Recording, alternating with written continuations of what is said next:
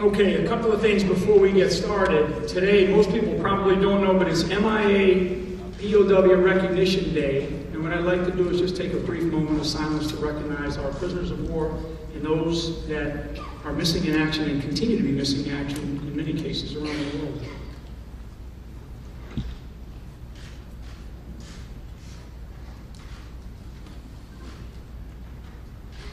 Thank you. Thank you. And a big round of applause for our POWs and MIAs.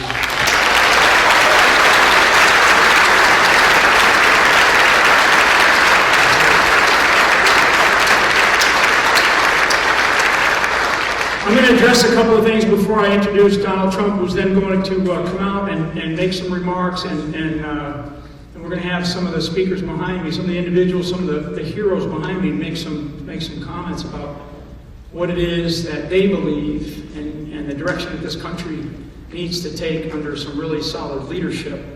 The first thing I want to address is this notion of deplorables.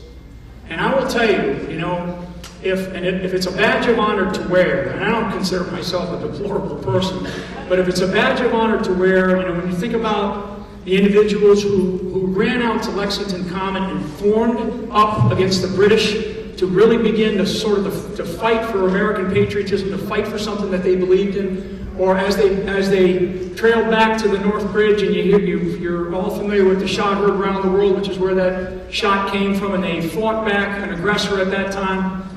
And you take that all the way forward to all the men and women who have served and continue to serve in our combat zones around the world today. These are not deplorable individuals. These are individuals who care deeply for our country. And I will tell you, we should continue to respect the idea of patriots and people who are willing to volunteer and give the last true measure of devotion to this country if required in order to fight for it. And what we have right now in this country is we have a deficit. We have a deficit of leadership in this country right now.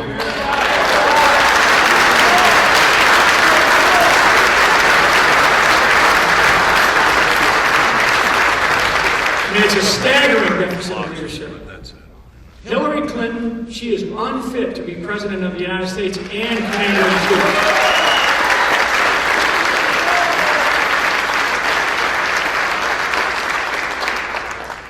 People talk about temperament. Well, I want to tell you, I've known Donald Trump for a while now, and temperament is actually a strength of his because his temperament is the temperament of winning. It's the idea of winning.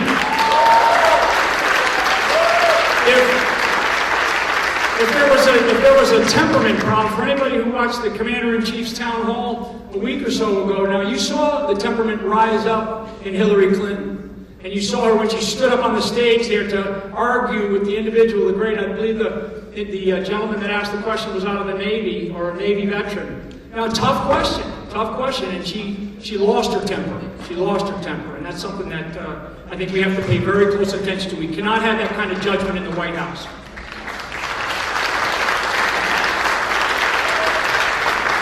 Okay, a couple of things before I bring Donald Trump out here. What's represented behind me, and you've seen all these numbers of flag officers, generals, and admirals. Today we sort of rolling out another batch, and their numbers continue to come in. I'm going to tell you that we have 165 flag officers from all walks of life that have stepped up to say we completely support Donald Trump to be the next President of the United States and to be the next Commander-in-Chief.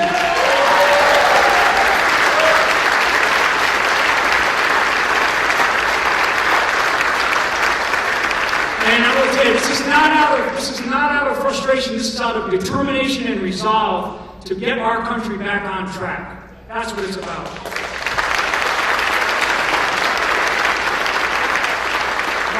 Represented behind me, we also have 17 Medal of Honor recipients who have also stood up and said, we support Donald Trump. Unbelievable.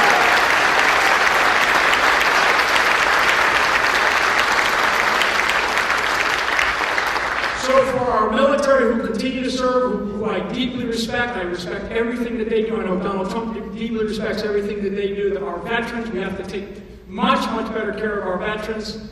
We have our families. Our families remain sort of that silent group out there who are struggling. I'm telling you, we've met with many military families for, over the last couple of weeks now, and particularly our Gold Star families, and I think we have a couple of Gold Star family members represented in here today. We want to make sure that they are not forgotten, that they are taken care of, and that we do everything we can to just cherish everything that they represent for this country.